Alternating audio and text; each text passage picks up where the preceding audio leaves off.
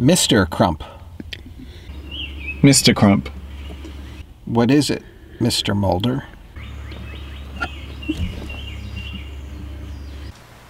Mulder, are you okay? Yeah, aside from the terminal cell phone withdrawal and that I gotta pee, where are you? I'm just about to board a Justice Department jet. Hopefully I'll overshoot you. Headed where? I don't know, Mulder. You tell me. I'm guessing wherever the hell Route 36 ends. We can't stop, Scully, and I'm kinda at a loss of what to do next. Well, I think I have a loose theory as to what caused this. Well, lay it on me. Okay, you know what ELF transmissions are? Extremely low frequency transmissions? Yeah, it uses an antenna like 50 miles long. The military uses it to communicate with the Trident submarine, Project Seafarer, Project HARP. Well, Seafarer has an antenna array stretching beneath Patrick Crump's property. Now, ELFs have been shown to produce biological effects in human tissue, like inducing electrical currents, alternating chemical reactions. Not to mention it's a potential weapons application. It's been referred to as electrical nerve gas, or maybe behind the so-called Taos hum. What if some overload, some hum from the system could somehow match the resonant frequency of the human skull? I mean, what if it can induce a like hum that could somehow exert a pressure on the labyrinth of the inner ear, in a sense shattering it? But with constant movement somehow ameliorating the pressure, making it bearable. But why only a westward movement? I don't know, Mulder. I don't know. I mean, maybe it has to follow some lines of force, electrical or magnetic. But the big question is, Scully, what do we do about it? Well, I think I know, Mulder, but it's something Mr. Crump is not going to like.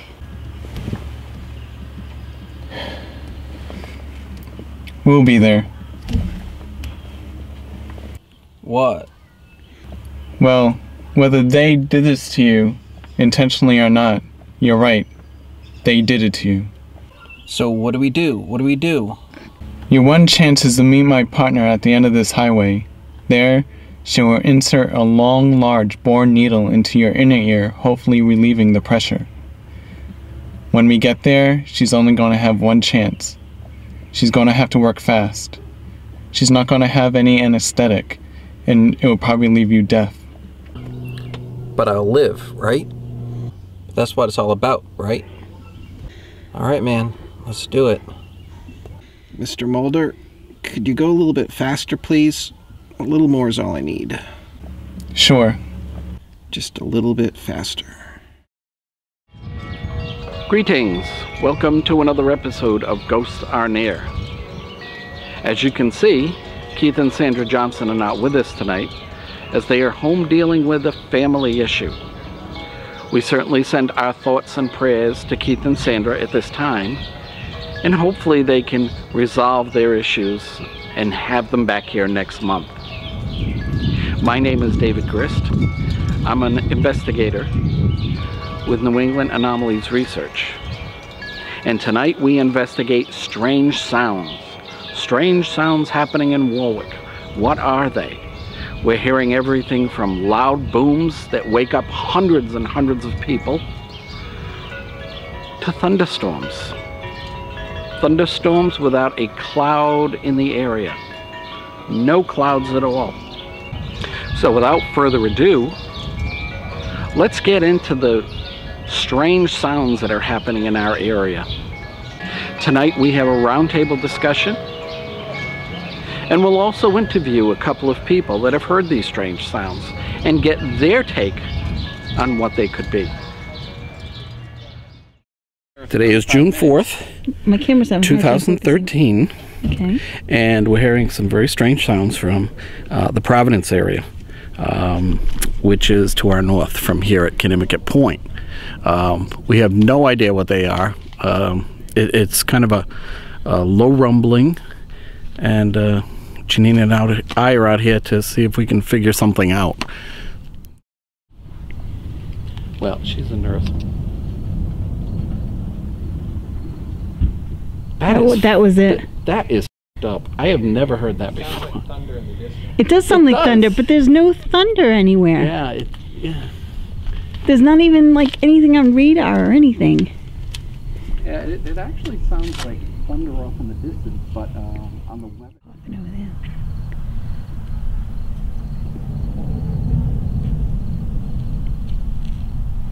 That Check was it. that out, huh? That was it. That's awesome. I don't know what that is. That's so cool.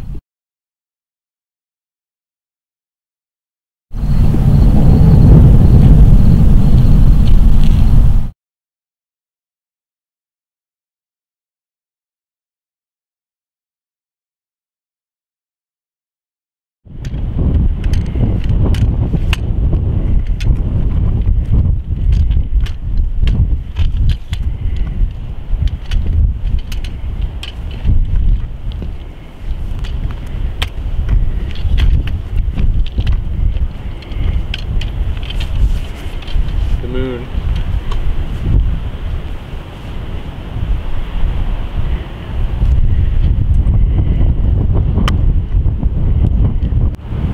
So the hum that you hear doesn't sound okay. So that's a motorcycle. Yeah. The hum that you hear does not sound like any kind of airplane. I mean, you guys are familiar with airplanes. Yeah, I've never heard the hum more myself. Oh, okay. So. Oh, you guys heard the bang. Yeah, I heard the bang. And then one night Janine heard something loud coming over the horizon from the East Providence area, but that's about it. Which way is East Providence? That way.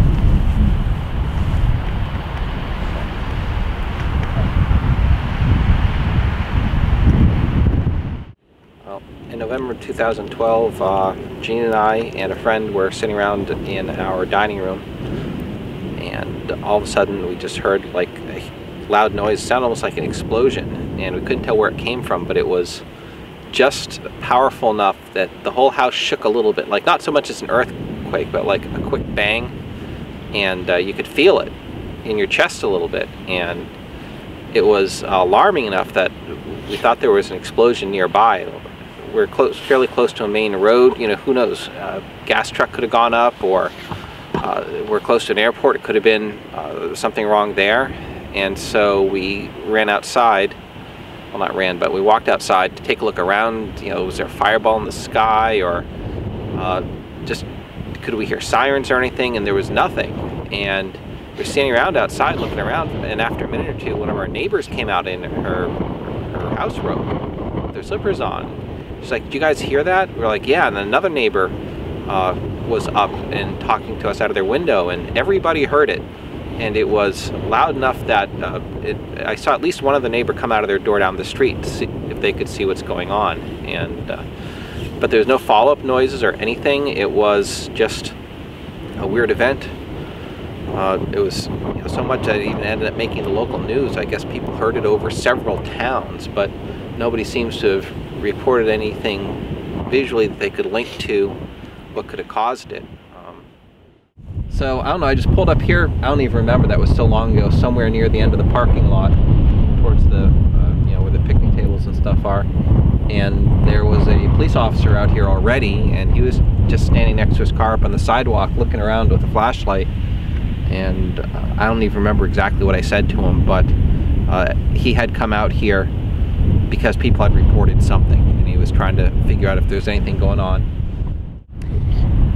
Like Dan mentioned, we were sitting around playing some games, and there was this loud boom. It sounded like an explosion, a gas explosion, or a house blew up or something like that. And we all ran outside, and some of the neighbors came out, and we were talking about it, and it shook the house. It was really something you could feel, not just something you could hear. Later that night, Dan came out here to the point, and there was a cop out here. I guess he had already heard on the radio that something had happened. But that night, I had the windows open, and I could hear strange noises all night, like there was something going on out here on the water. I don't know if there were search crews or whatever it was, but it sounded like there was mechanical something, ships or other, that was searching the area. And it was all night that I could hear that noise.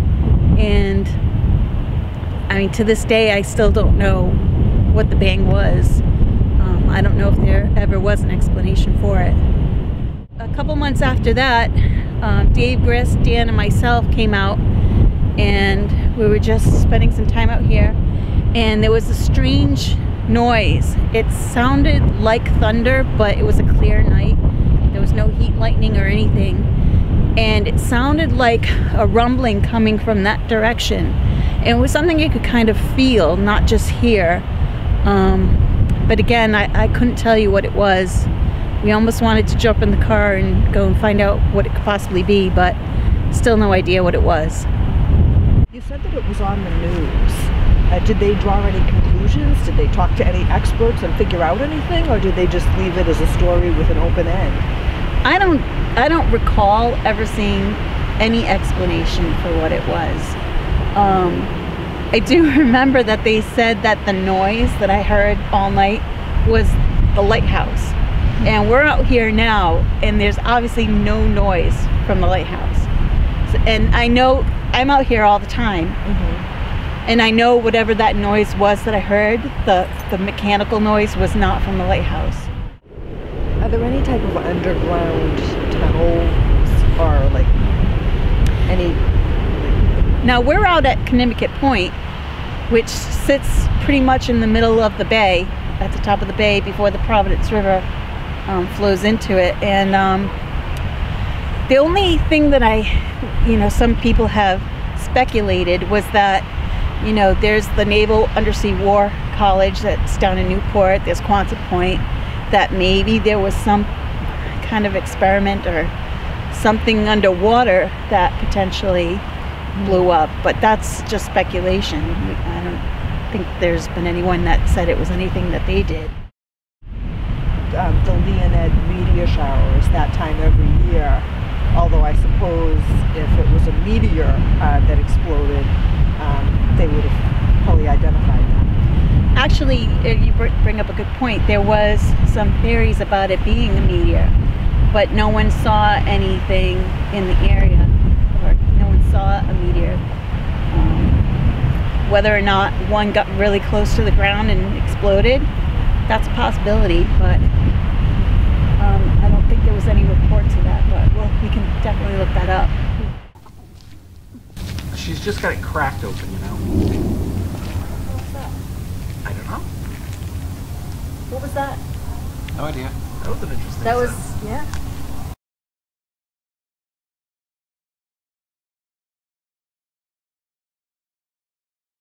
Hello everyone, we're out here at Cape Cod, Massachusetts with Dave Fritz, and Dave has some interesting theories to talk about with us today, and this all has to deal with the sounds that people have been hearing, the weird sounds, the buzzing, the humming, the sounds that sound like a thunderstorm, whatever the case may be. So Dave, why don't you tell us what you've been hearing out here? What happened to me is I was laying on the couch one afternoon and I heard inside my head a buzzing, and I got up off the couch and I walked out into my kitchen, and then the room started spinning, and I went down to my knees and the buzzing increased, and then I got back up and I was ready to dial 911, and then I just said no, and I just was like I was sweating at the time, and I was real startled because I thought I was having a stroke, and I said, well, I'll go up to the emergency room, which I did. I drove up there with this buzzing in my head, and they gave me what are they, CAT scans? A CAT scan there, and then they sent me to a ear, nose, and throat doctor, and they gave me, at that point in time, I don't take medications. I don't believe in them. They sent me to a MRI. I had a complete MRI done on my skull. There's nothing wrong with my skull. I wasn't having a stroke or anything like that. And the buzzing subsided after I got halfway to the hospital, and my equilibrium came back. And the diagnosis after a year of going to this ear, nose, and throat doctor was I had Meniere's disease. And at the end of the thing, he goes, I don't think you have Meniere's disease. Something else is going on. Afterwards, even all through this, from the point of where I thought I was having a stroke to a year later, it's weird because I would get, it's hard to explain. It's both auditory sound outside and inside my head.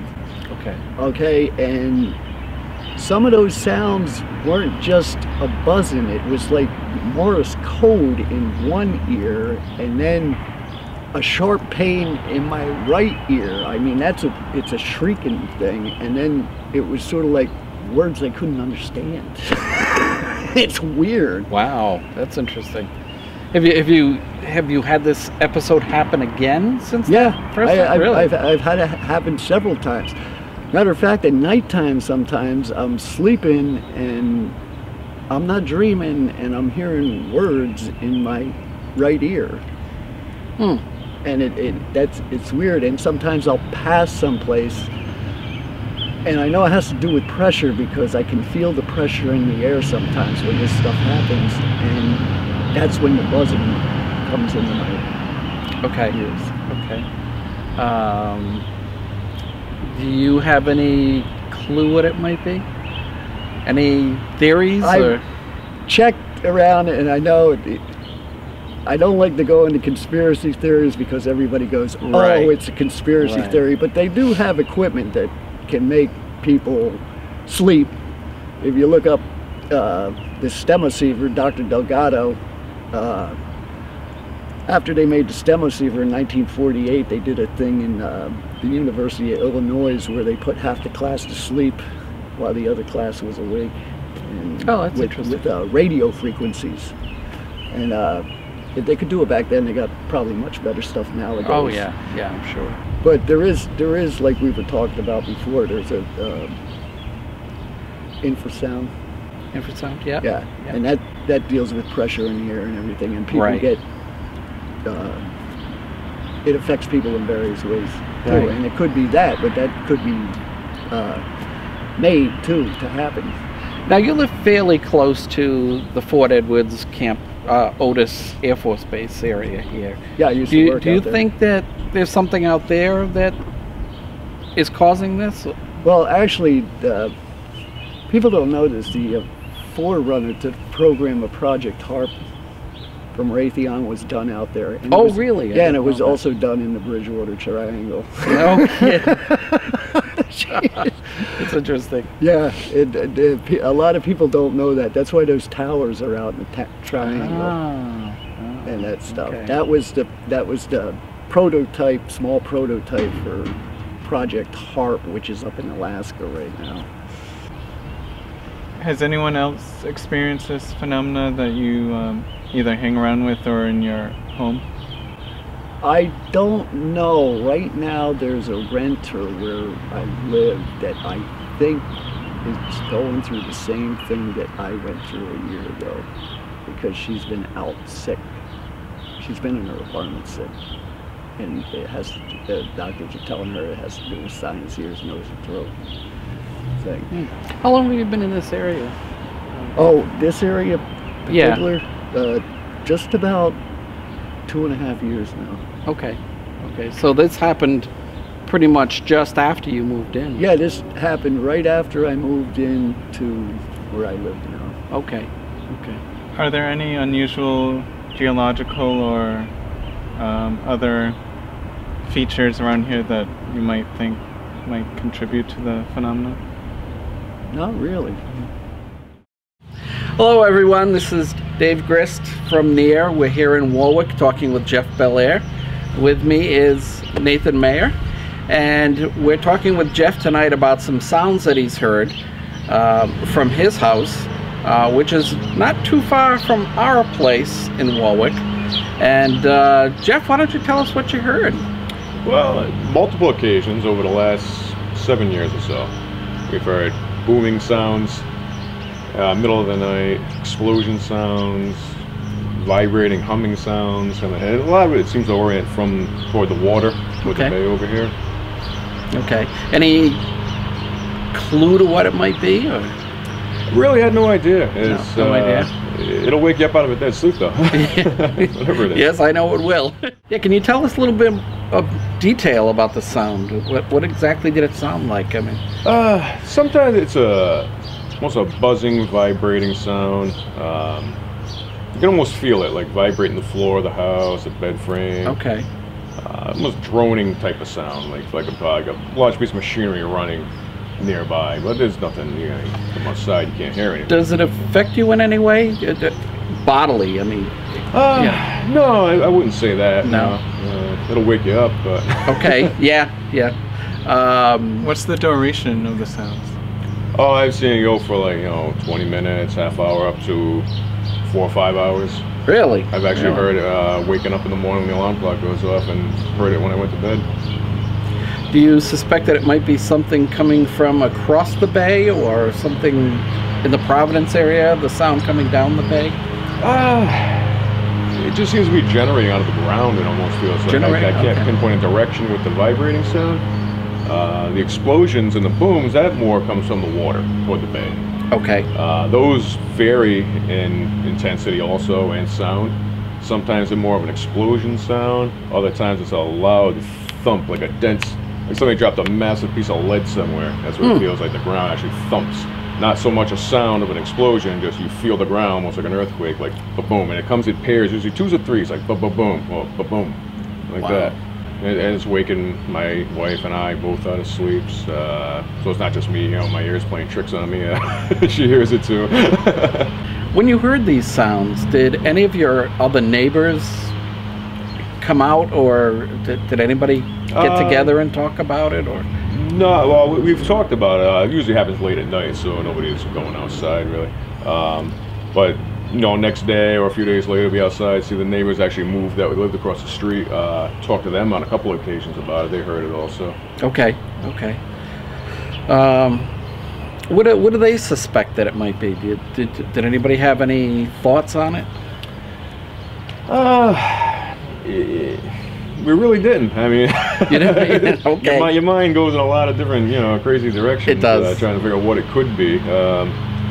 You think, oh, the thunder, thunderstorm. You look outside, the sky's clear, the stars are out. If there wasn't a thunderstorm, there's no lightning involved with it. Yeah, it's just a lot of possibilities, I guess. Now, does this still go on today? Do you still hear it today? Probably been about a few months since I heard the last time, I believe. Okay. When did you first start experiencing this? Well, I've been living here about 7.5 years. That was probably about a good 9 months to a year after living here, first hearing it. So I would bring it back 6 years ago. So.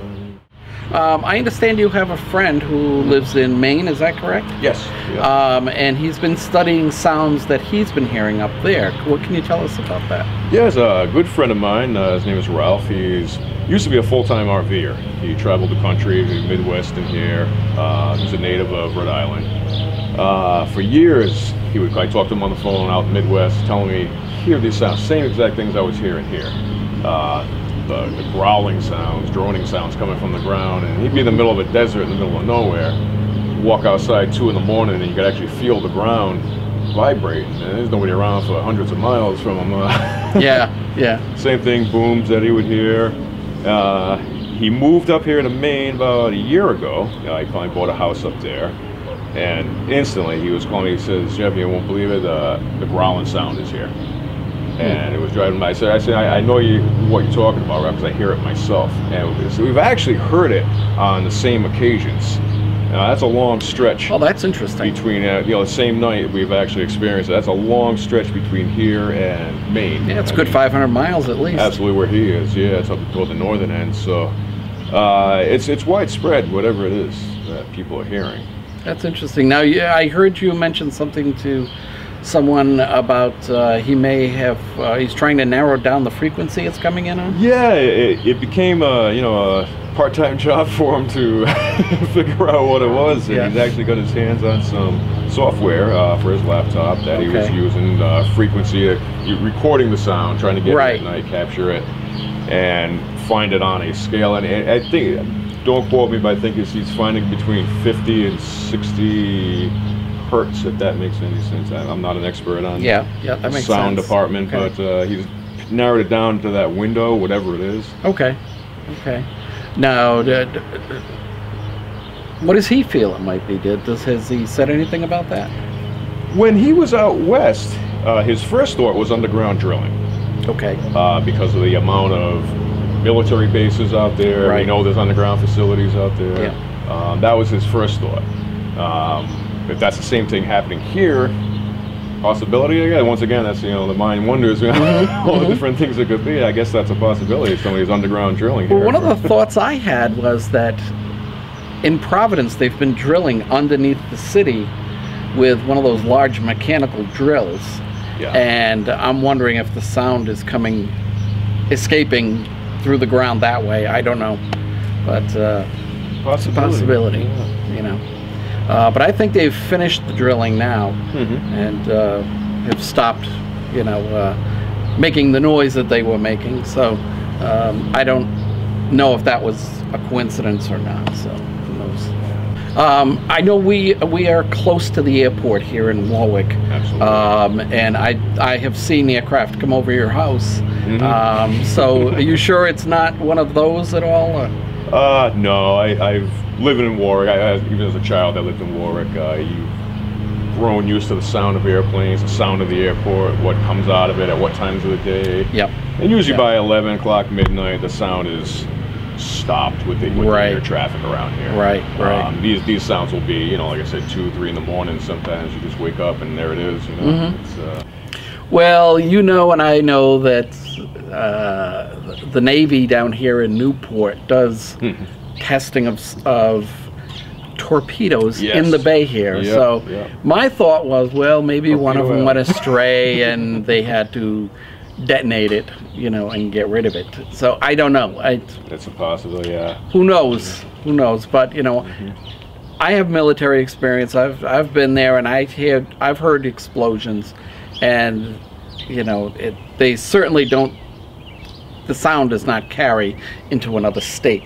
So you know, so I really don't know what this was, to be honest with you.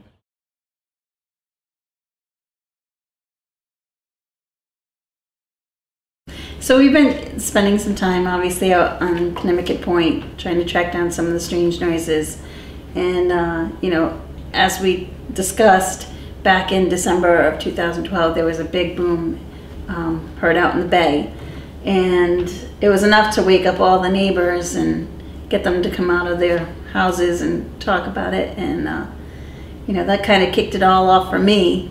And then, obviously, when we've been going down there was a couple of times that we caught some strange noises. So obviously, you know, hearing these sounds and talking to other people over the last, I've kind of been interested in it for a while now, and I know we've kind of been talking about it. And I know Keith isn't here and Sandra's not here, but they also have some interest in it. So there's a lot of things. We wanted to try to find out some information on some of the different weird noises and hums and things like that, and so that's kind of what we want to discuss tonight. So I did take a look at the Warwick Beacon, and just in regards to this particular noise, well, this was a different noise than what we had heard. This happened, what was it, December 6th, I believe, or December 3rd? December 3rd of 2012. And this was enough to wake people out of a dead sleep. Exactly. And what's interesting about it is the Warwick Police Department and even Barrington, they had hundreds of calls come in for people who thought it was a gas explosion or something like that. And then, you know, we were obviously all went outside. Dan went down to the park, and there was already a police officer out there and a news crew and everything, and you know, just trying to figure out what possibly happened. So according to the Warwick Beacon, you know, they even had hundreds of comments on their Facebook page about it. There was no earthquakes reported on the U.S. Geological Survey site, because I even checked that pretty much every day, and nothing, although there was a minor 2.3 in Maine like the next day, but it was unrelated. And Captain Joseph Coffey of the Warwick Police Department, in this Warwick Beacon article, he says that they received nearly 100 calls, but he also said that the Coast Guard was out there searching for a couple of hours to try to figure out, you know, what happened. Then they were searching from Kennemicut Point to Bullock's Point, and they couldn't even find it. They actually, the Coast Guard contacted TF Green Airport to see if any planes had gone missing, and according to the FAA, there wasn't anything missing or anything like that, so they ruled that out. That night I heard this humming, this droning, this loud mechanical noise for like several hours, and I was happy to find on the Warwick Beacon that I wasn't the only one that heard it. There were many people who called and said that they had heard loud droning humming noises coming from the bay. Some people saying it might have sounded like a mechanical distress signal or something like that, but Senior Chief James Kinney of the U.S. Coast Guard said that he didn't know what the sound of the hum was or of what the boom was, so I found that interesting. But according to Kinney, he said strange stuff happens all the time, though he has never heard of a mysterious boom like this in the area, which made me think, wait a minute, strange stuff like this happens all the time? You know, so I thought that was kind of interesting. It was heard by quite a few people. Quite a few. Yeah. So. Although you didn't hear it. Although I didn't hear it, and I'm less than 5 miles from the center of where it happened. So. What date was this? December 3rd. And that's actually something else I wanted to talk about. Was we had it happen here on December 3rd at like 11:30 at night. An hour later, a similar boom was heard in London. And not only that, but also on 12/4, there was booms heard in Altadena, California, Plainsman, Alabama, on 12/5, Verde Valley, Arizona, also on 12/5 in North Texas and Oklahoma. Then on 12/6, Columbia County, Georgia heard booms, and on 12/7 in Monterey, Tennessee, they heard booms as well. So within 4 days, there were at least 7 places that heard similar booms to what we heard, which is really unusual. And in the research I did, I didn't find another span of dates where something similar happened. So who knows what was going on at that time? I mean, they could be related. They may not be related. Who knows? Well, we do know that they test live torpedoes in the bay, and who knows? I mean, you know, maybe one went astray and they had to detonate it, and I don't know. You know, it's just one of those things, one of those weird things. I don't think there's a sound we'll ever figure it out. No. You know, it's. I mean, the U.S. Coast Guard has basically closed the case, so I don't think there's anyone else researching. But the funny thing is, they closed it only after a couple of hours on the bay. Yeah. You know, which I find very odd. You know. Especially since, I mean, even as late as 5 a.m. the next morning, there was still all those noises coming from the bay. Mm-hmm. So, and me, I probably should have grabbed a camera and went out there, but I think it was too tired at the time. Yeah. But now that I think about it, I'm like, oh, I should have grabbed that camera and went out there and tried to see what was going on. What are you going to do?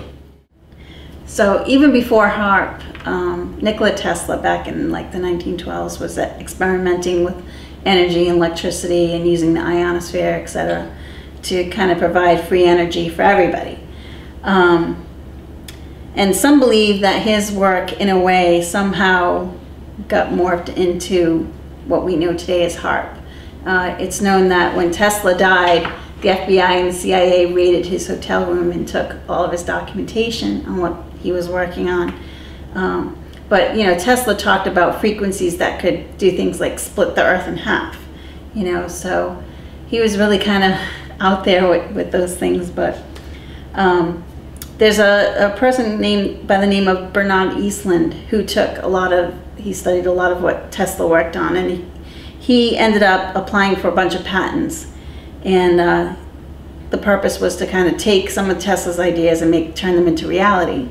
He originally used to use frequencies to search for oil and gas. He was actually hired by one of the oil companies.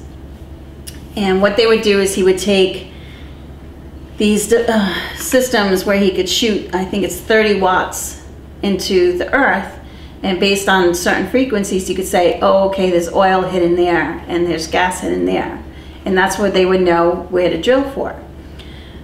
Some of his other patents included techniques for destroying missiles, communications control and disruption, and possibly modifying weather. That's what this Brian Eastland worked on.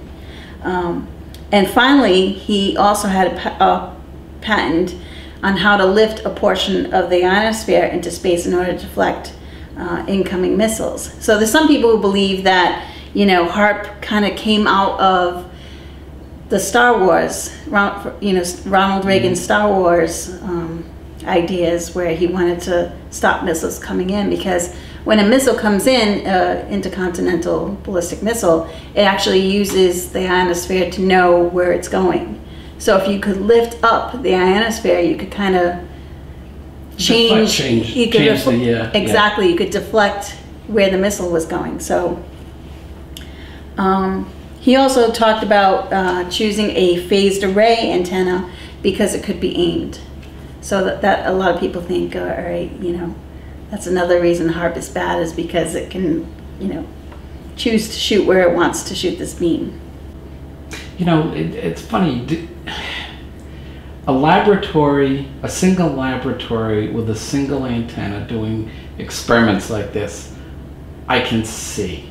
You know, it probably won't cause any harm to the atmosphere. It won't have any, you know, residual effects on anybody. But if you've got several laboratories doing the same thing, what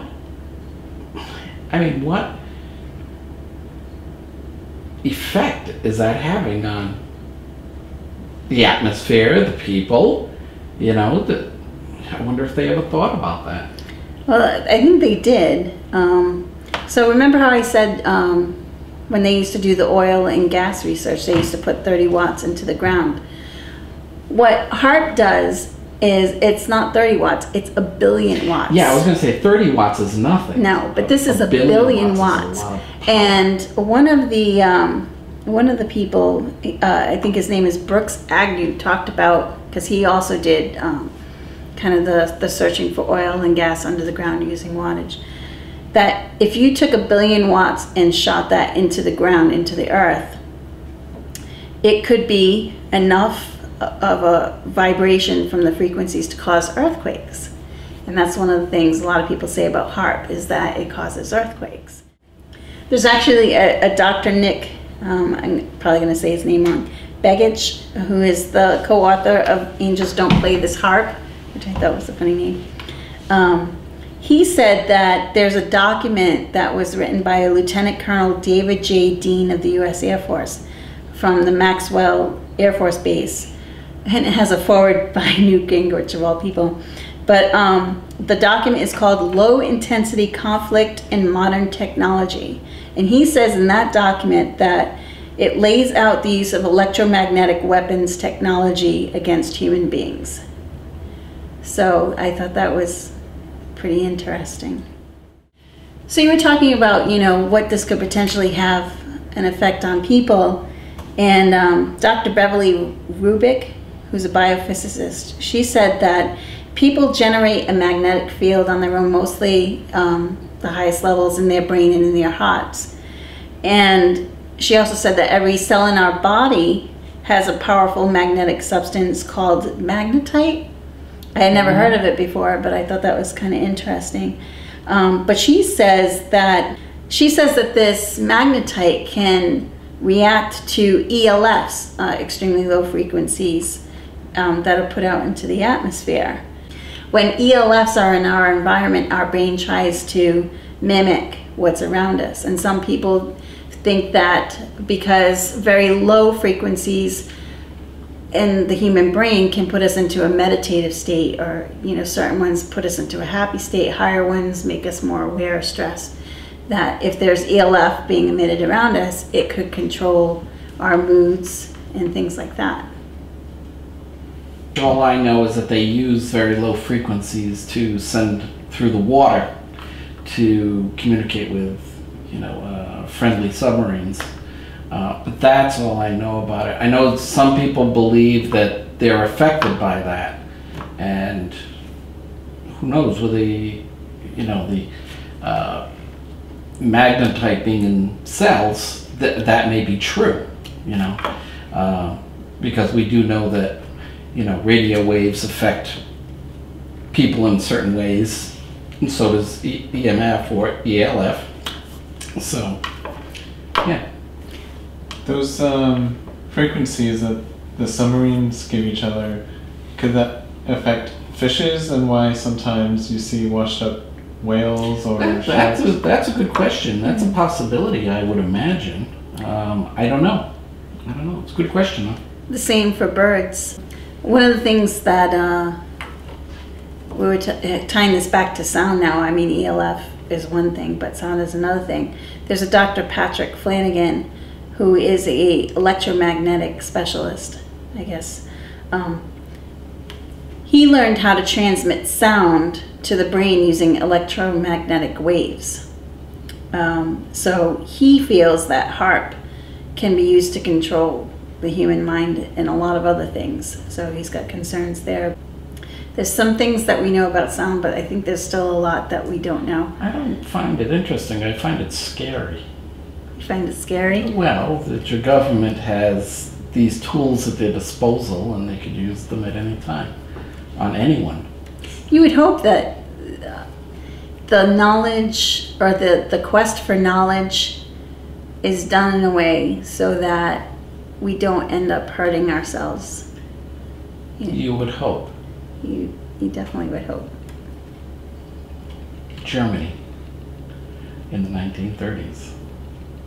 They did experiments, and it hurt a lot of their own people. Did they ever do anything with sound?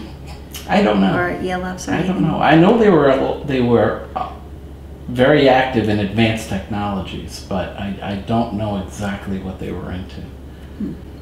Well, there are some that have said that the U.S. has even used sound weapons. In Vietnam, I guess, they used, I should say, sound as a weapon. They played some song over and over and over again to get at the other side, and they even used it in a similar technique in Waco, Texas, during the big standoff there. So, and that's going back, years ago. So who knows what else could be done. So there's some people who even think, things like HAARP and some of these other things are behind some of these hums that people are reporting. There's hums actually reported all over the world. Some of the more famous ones are the Taos hum, which reports all the way back to 1992 in New Mexico. And the University of New Mexico themselves even did a study of the people that were being affected by the hum. They said they had 2% of people think that they've heard it, but they believe that it could be up towards 11%. That's a lot of people. And actually in the study they found that the people who heard this hum were experiencing things like anxiety, dizziness, things like fatigue and mood swings, nausea, shortness of breath, tingling in the skin, blood pressure increases, body tremors, things that have been associated to being exposed to ELF. Kind of makes me think of, when we spoke with David, the buzzing that he had. Was he experiencing something that was, some form of ELF? I don't know. Well, I know that when we talked to David Fritz, he said that he had a neighbor that also experienced the same thing he did. on that same night. So it's possible that they, you know, both witnessed something or reacted to something that was in the atmosphere that, you know. In addition to the Taos hum, another one that's widely reported is called the Windsor hum, or the Zug Island hum. And that one has been reported since 2011. And Zug Island is it's a man-made island outside of Detroit, on the border with Canada. And the problem with that one is that the hum is so consistent and it bothers so many people that the Canadian government actually conducted a study, because they had at a town meeting 13,000 residents, and then another 9,000 comments were received to talk about and complain about this hum.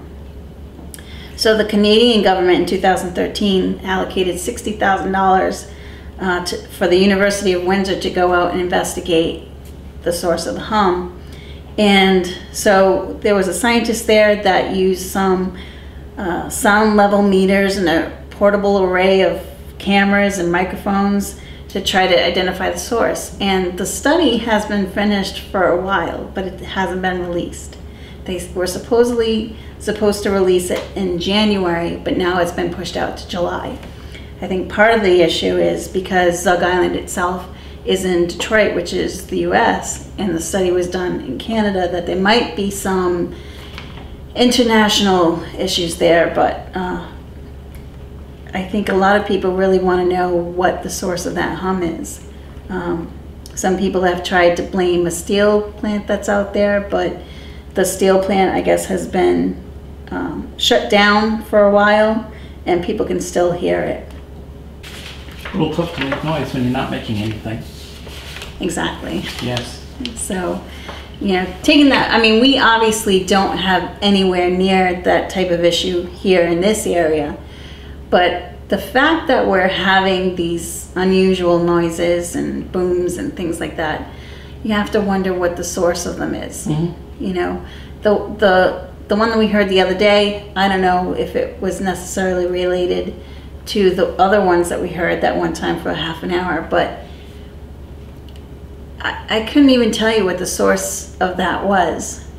I don't either, but one of the things that I thought about, and I think about this all the time, and I keep forgetting to mention it to you, is that the bay is an open area, and anything that makes a sound on the bay is going to reflect down the bay or up the bay, depending on which way the wind is blowing.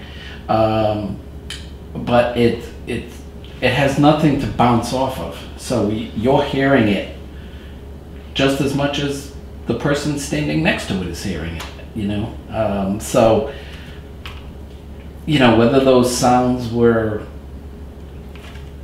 you know, man-made or not, who knows, you know? With the reaction of the bay itself on the sound, or the lack of, you know, anything inhibiting the sound from coming down the bay. Who knows? Who knows what it is? Yeah, I don't think the bay can act as an amplifier, but certainly any noise made near the edge of the bay would, you know, come across the bay pretty easily. But then again, you have the opposite. You also have the problem where if there's any air moving out on the bay, it'll muffle sound in any direction. True. You know, we were out there the other day listening, and there was a breeze, I don't know, probably 5 to 8 knots, and you couldn't hear anything. Right. That was the night we saw those sirens, and the wind was at our back, heading towards the sirens, and we just didn't hear anything. Right. But just goes to show you how easy the sound is affected, you know, just by environmental factors. So. Sound is an odd thing anyway, because, like I said before, there's a lot of things that we know about sound, but there's a lot of things that I think there's yet to uncover with sound. I mean, we know that ultrasound today is being used, you know, for things like being able to see through, you know, bodies, you know, to be able to see obviously unborn children and things like that, and that's with sound. I do remember reading at one point that, like you said, movie theaters will pump in infrasound to affect the mood of the audience, and it takes really specialized equipment to do that. The specifications on your standard home theater system can't produce vibrations that low.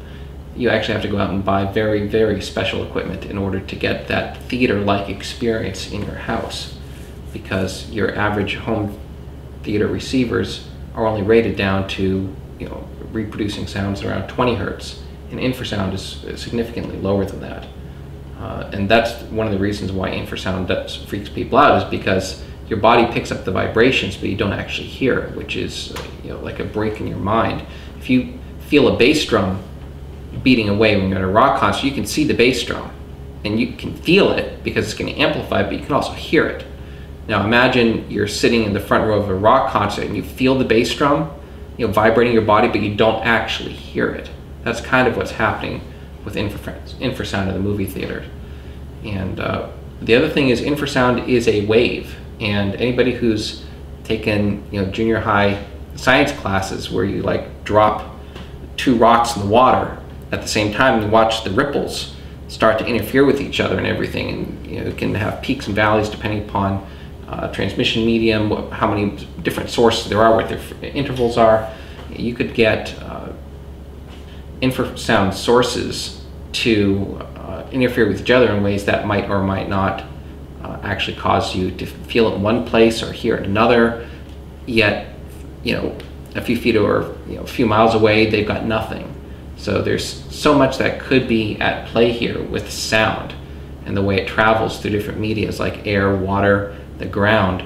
It would be very, very hard to say what's going on a night like where you go out and you just hear weird things over the bay, without really having some very specialized equipment at multiple listening stations and a central command to try to pinpoint what the source is, you know, much less how it's getting transmitted.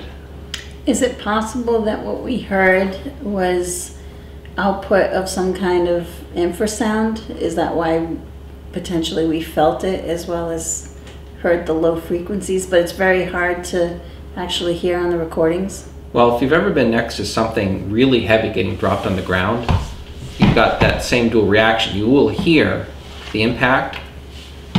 Imagine dropping like a 20-ton weight into mud and you're standing right next to it. You're going to feel the impact transmitted through the ground, but you might not hear it. But what you'll hear is a different sound of the weight splattering the mud all over the place. So you get that dual reaction of what you hear versus what you feel, and they can be different. So, but they're both sound and infrasound are just, you know, different wavelengths on the same spectrum, and one impact can create both. So why couldn't one source be creating both sound and infrasound, which really are not that far apart on the spectrum, at the same time? It's kind of like when you look at a light bulb and you can put your hand up to it and you can feel that it's hot.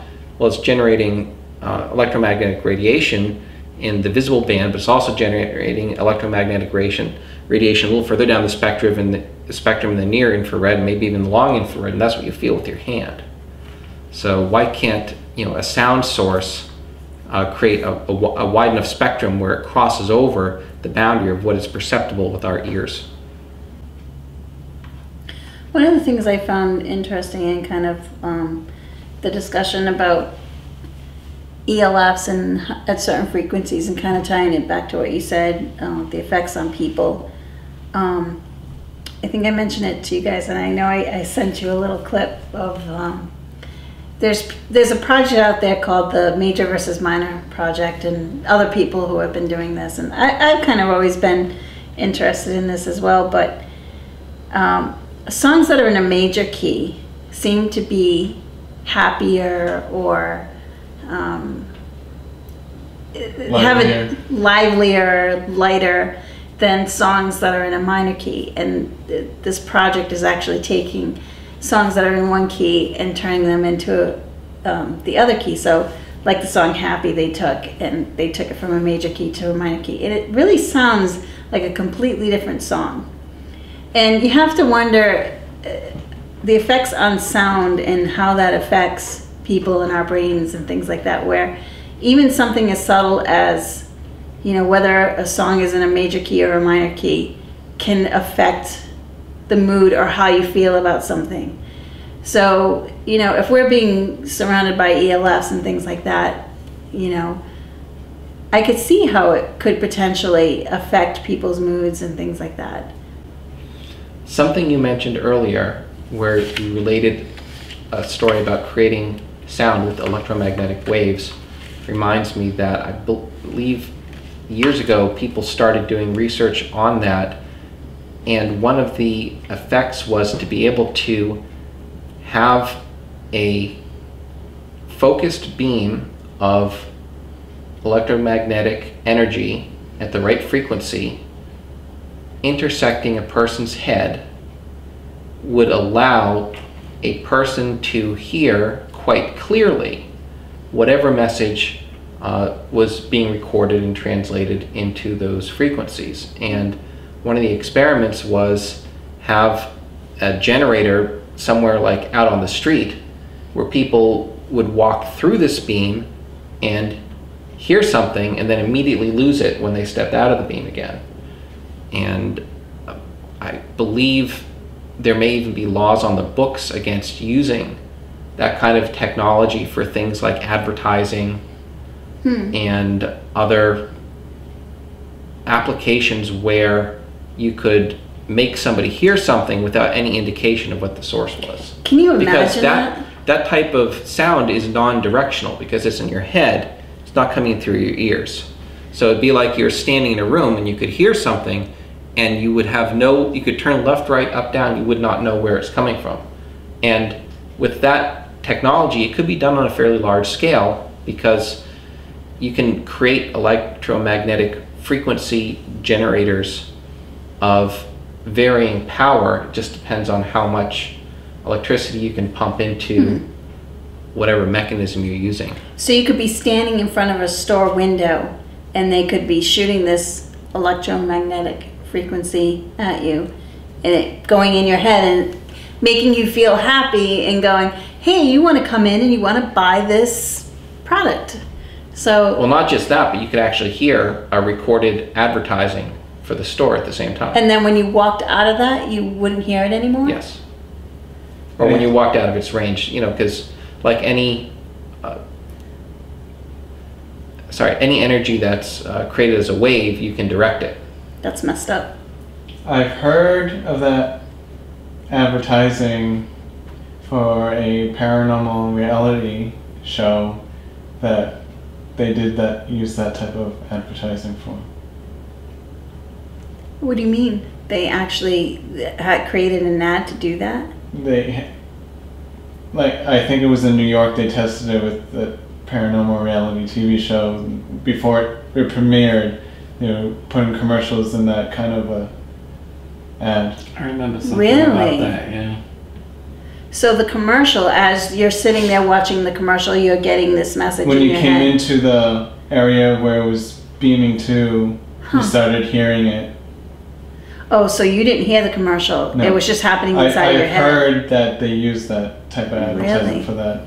Well, if you think about it, for the paranormal, wouldn't that get you a little freaked out if you're hearing something in your head but you're not really hearing it? And that's a little freaky. Well.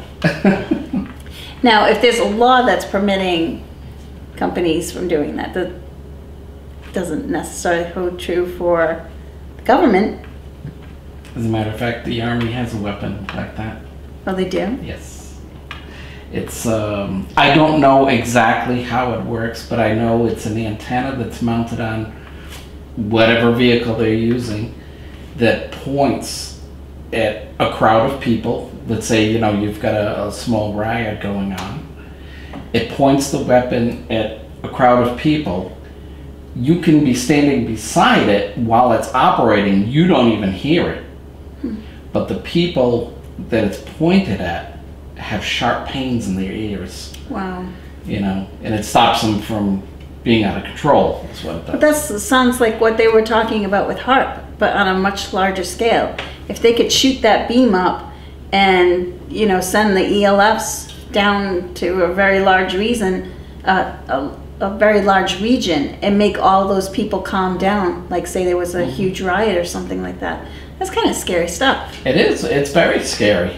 I'm not as concerned, as alarmed about it until I hear about evidence of extraordinarily large power sources being built next to transmitter arrays like this. Because when you're talking about any kind of electromagnetic wave propagating through a medium like the air, if you have a simple radio antenna that's putting out radio waves in all directions, then the amount of, if you put 1 watt of power into that radio antenna, the amount of power you can get out of the air, in other words, the strength of the signal, decreases by the cube of the distance.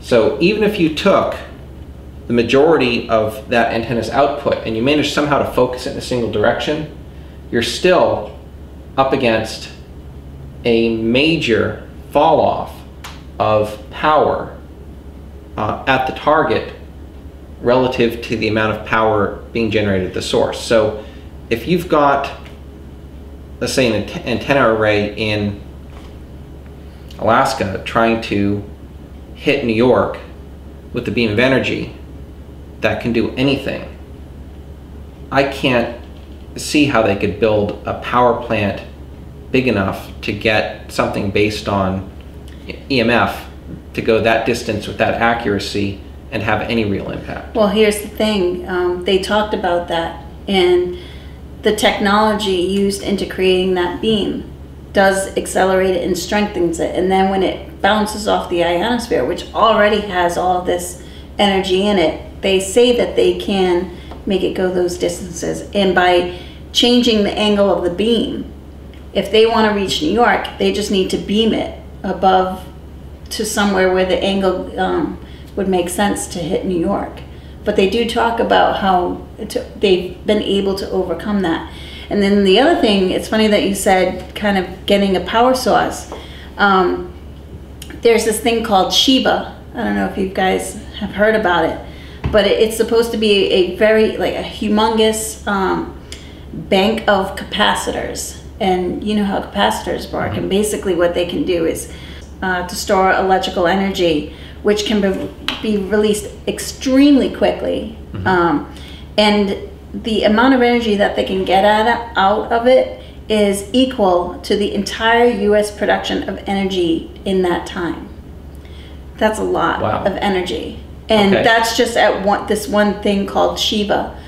Well, one of the things that makes this kind of research difficult is that, with the exception of the huge explosion that was heard over, I think, a 5-town area here in Rhode Island,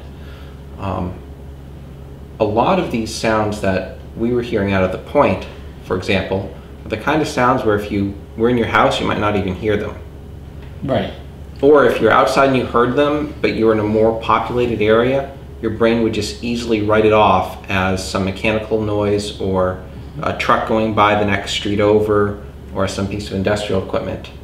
But when you're out on Connecticut Point, where we were, let's see here, just from our house out there, it's at least a mile. And so it's a fairly quiet location that's actually very accessible. And that's why you're able to pick these sounds out from the everyday background noise that makes part up, a lot of modern life.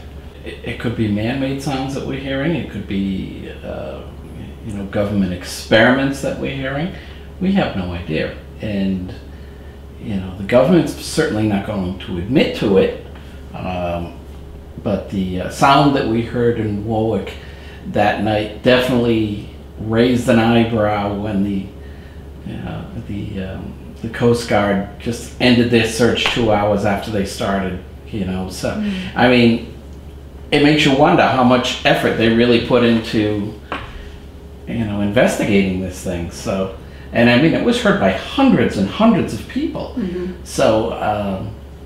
And probably heard by by thousands more who just thought nothing of it, or they were in their houses, who probably just didn't think about it or may have been asleep. As I recall, it was quite late at night when this happened. It was Yeah. after 11 o'clock. Yeah, 11:30, it was yeah. 11:30 at Yeah. night. Although And- it did wake up our neighbors. So I know, you know, Keith and Sandra have been kind of interested in some of the things that have been going on out there. So we'll have to get together with them and let them know what we found. Absolutely. Sounds good. Absolutely.